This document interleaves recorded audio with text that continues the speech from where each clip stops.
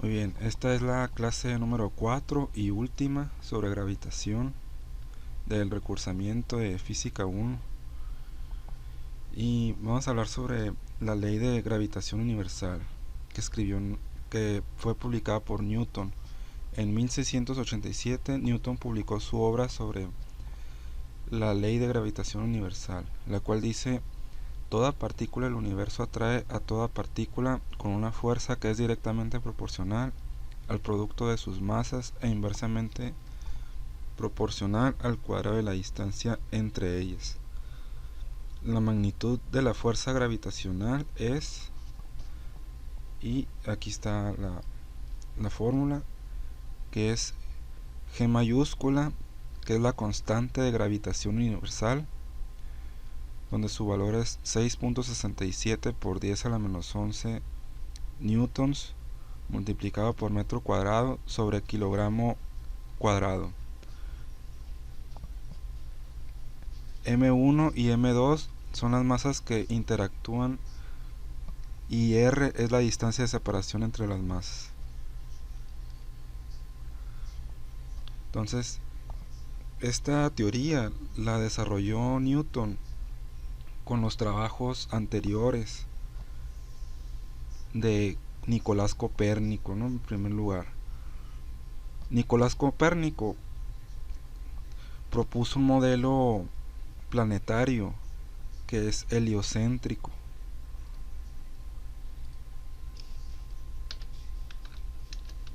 Voy a poner Copérnico. Ahí está, él es Nicolás Copérnico y propuso un modelo heliocéntrico. ¿Qué quiere decir heliocéntrico?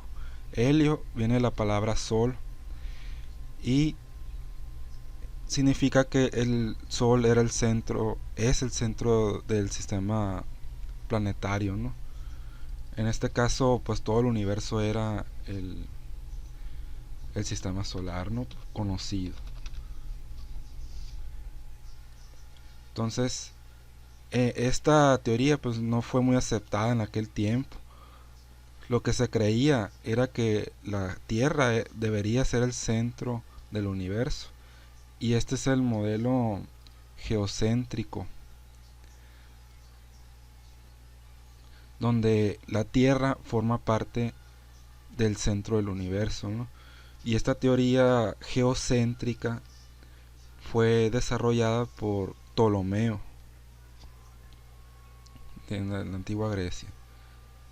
Entonces, aparte de los trabajos de Copérnico, Newton se ayudó de los trabajos de Kepler. Kepler es un holandés que propuso 3 leyes sobre cómo se mueven los planetas. Kepler propuso que las órbitas no deberían de ser circulares como propuso Ptolomeo. Ptolomeo propuso que los planetas se deberían de mover en círculo porque el círculo es perfecto. Pero Kepler observó y notó que las trayectorias eran elípticas y el Sol estaba en el foco de la elipse, en uno de los focos de la elipse. Así, de esta manera. Entonces, Kepler encontró que los planetas se movían en estas secciones por tiempos iguales de la elipse. Estos trabajos le ayudó mucho a Newton para desarrollar su teoría. Y después de Kepler viene Galileo.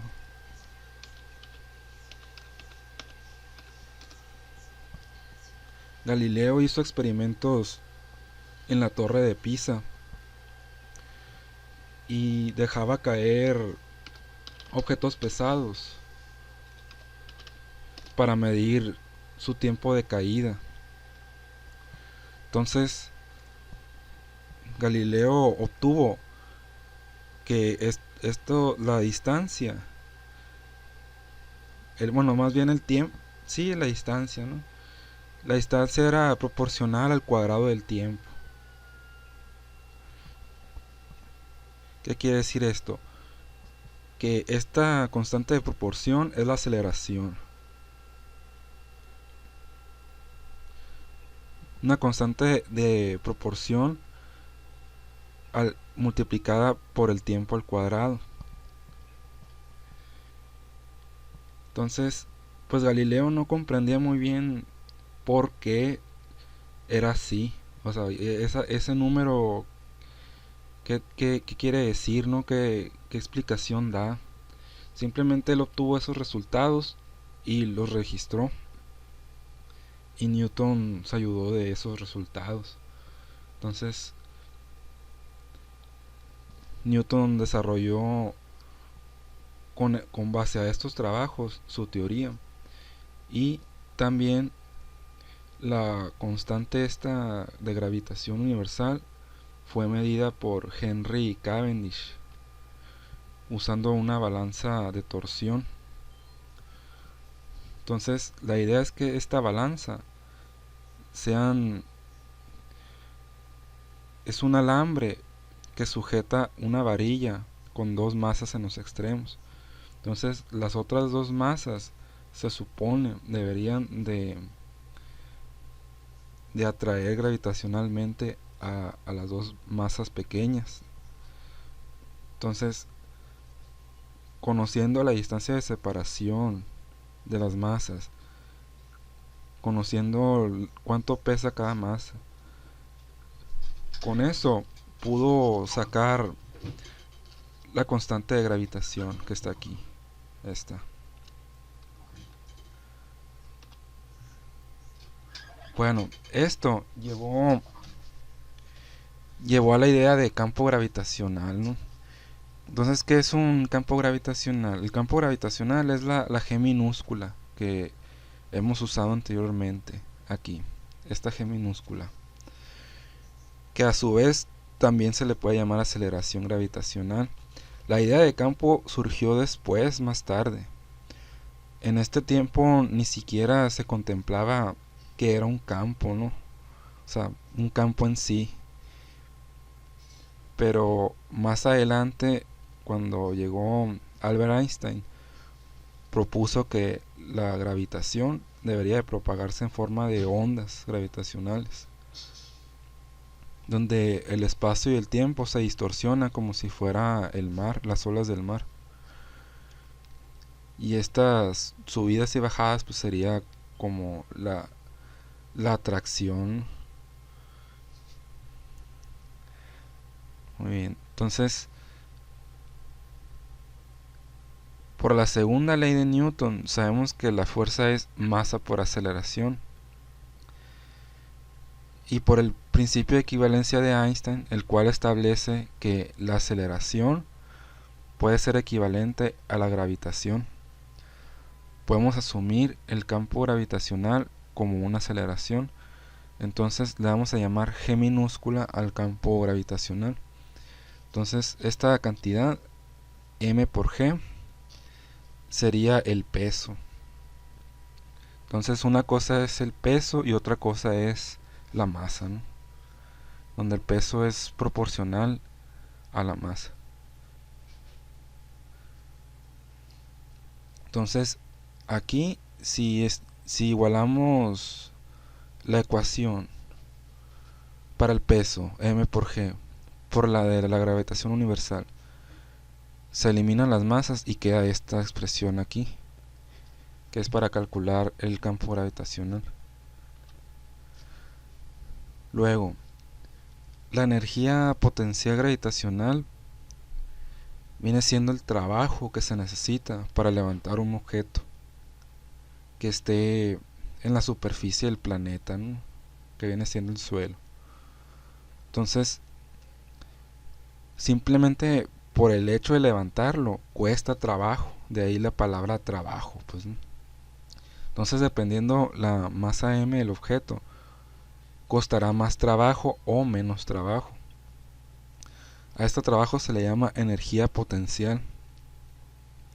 La energía potencial de un objeto con masa m a una altura h es energía potencial igual a masa por gravedad por altura. Es todo. Entonces, la energía o trabajo se mide en joules y equivale a newton multiplicado por metro. Entonces, esto pues es válido solamente en la superficie de la Tierra, ¿no? Esta G, a medida que nos elevamos, o sea, que nos alejamos del planeta, esa G va disminuyendo. No es la misma la G al nivel del mar, que vale 9.81, que la G en el Himalaya, por ejemplo, ¿no? Por allá, a 3 kilómetros sobre el nivel del mar, que es aproximadamente, bueno, 9.79 se podría decir, ¿no? O sea, es menor a 9.81, pero va bajando, pues. Entonces, llega un momento en que la G es completamente cero, de tan alto que subimos.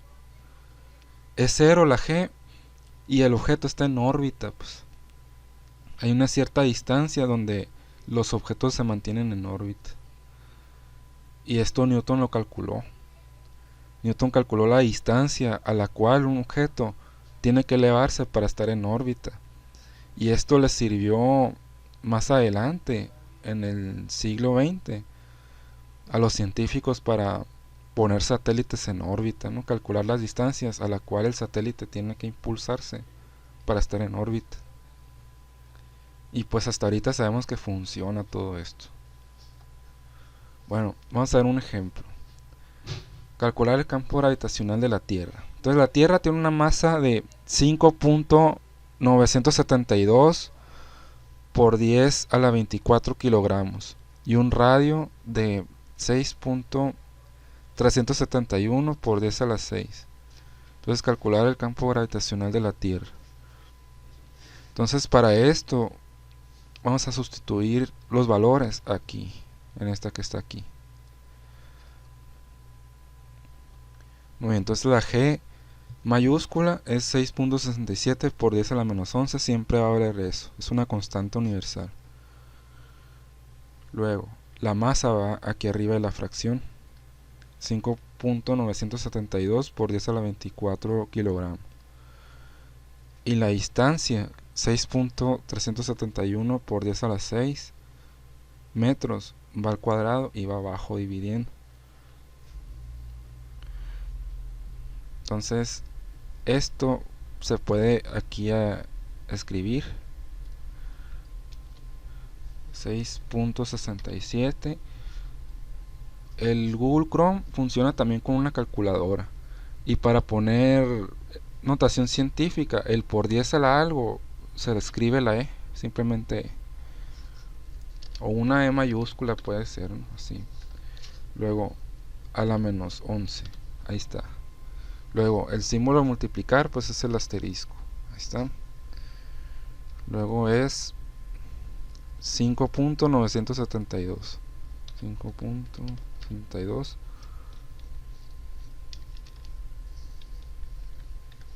por 10 a la 24, ahí está. Entre, el entre es esta barrita, ¿no? La diagonal, entre 6.371 por 10 a la 6 al cuadrado. Entonces aquí ponemos entre paréntesis 6.371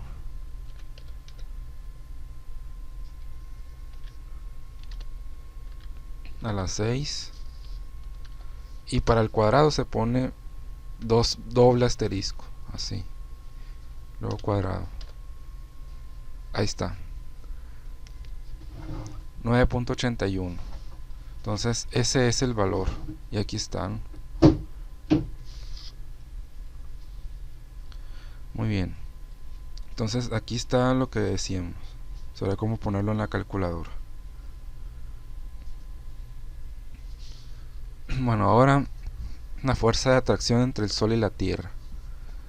Entonces la masa del Sol es 1.989 por 10 a la 34 kilogramos. La masa de la Tierra ya la teníamos, aquí está.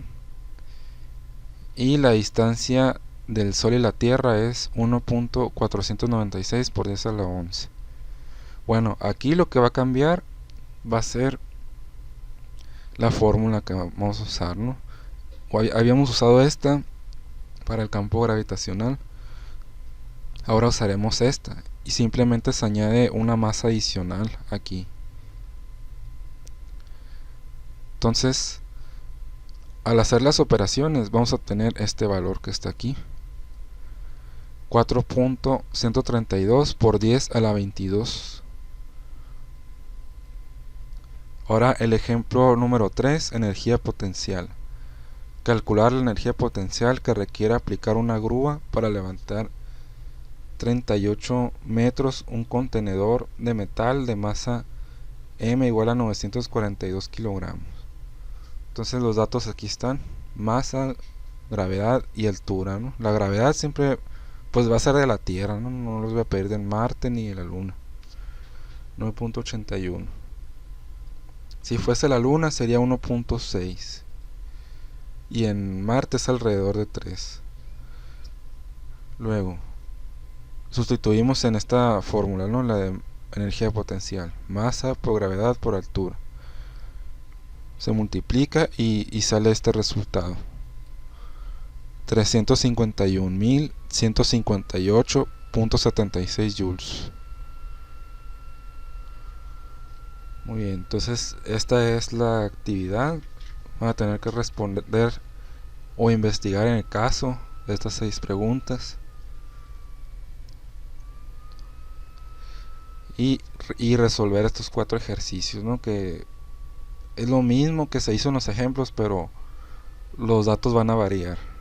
Es para que puedan practicar ahí las operaciones, ¿no?